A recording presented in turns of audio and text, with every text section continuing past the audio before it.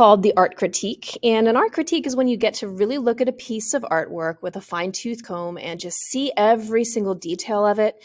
It allows you to really kind of think about your art vocabulary and show me what you know. And then you're going to judge whether or not it's a successful piece of artwork, but you're going to keep your opinion out of it. What that means is if you really are not into abstract artwork, but we're looking at a piece of abstract art, you don't just automatically say it's a bad piece of artwork because you're not into abstract art. You want to think about how the artist used the elements and principles of design, and did they create a piece of artwork that's balanced and kind of looks nice and appealing to the eye, and back it up with your use of vocabulary. So the art critique is a 4-step process, and the first part is a description. It's where you're really just kind of sinking into the piece of artwork and looking at every single bit in it and just kind of listing what you see, just the facts. You're not worrying about your art terms, or you're not worrying about researching anything about the piece of artwork if there's things that you don't know. You're just literally telling me what you see. So it allows you to kind of see every bit of the piece of artwork. Your piece of artwork will be displayed on the screen and also in the document that you're creating on today. However, I'm going to do an art critique based off of the very famous piece of artwork, the Mona Lisa. So here's my description where I'm listing everything I see on the Mona Lisa.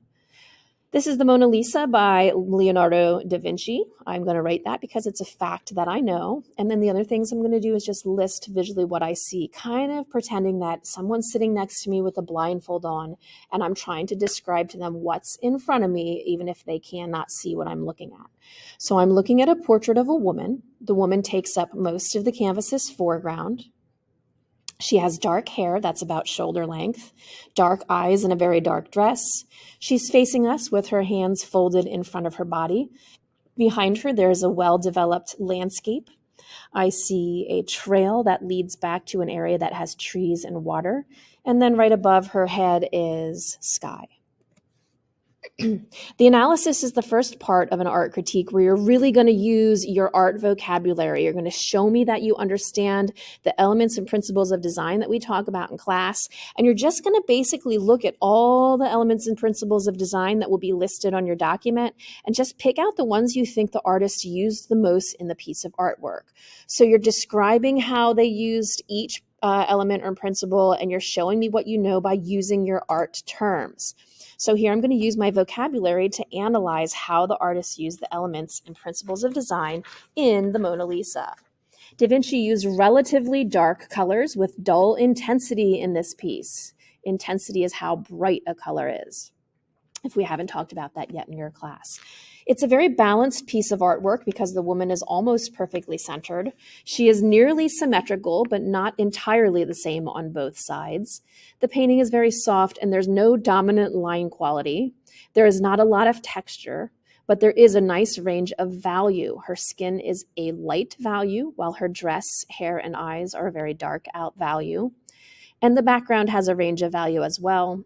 The background also goes back in depth. And when I'm looking at the piece of artwork, there are different proportions. The woman herself is quite large in proportion, and all of the elements in the background are smaller than her in proportion.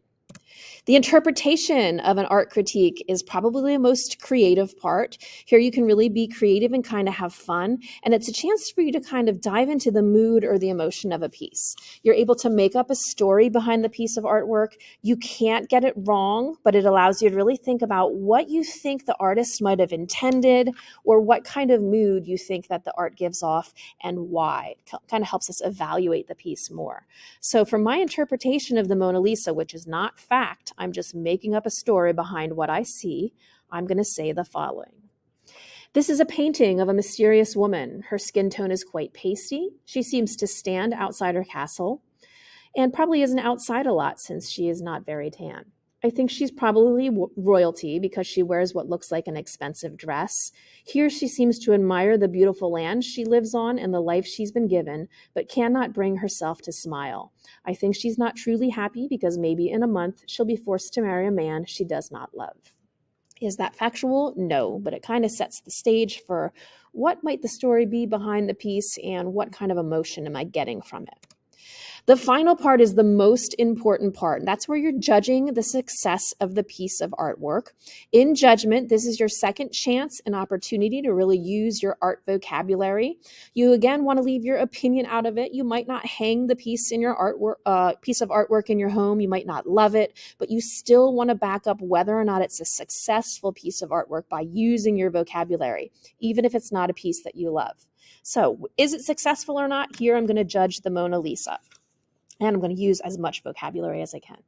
Though I probably would not hang this piece of artwork in my house because I think it's slightly depressing, I do think it's a brilliant piece of artwork. The style of painting is very soft and realistic. The artist is very good at creating proper proportions within the face and on the body of the woman in the painting. There is definite mood and intrigue to this piece, and I want to know who she is, how she feels, and what her secret is. The piece is very well balanced, and the artist used the canvas well. There's no wasted space. What he painted fills the canvas, and there's not a lot of negative space either. I find the background very interesting, and it also gives us a great sense of depth or distance when viewing it. That is the 4-step art critique.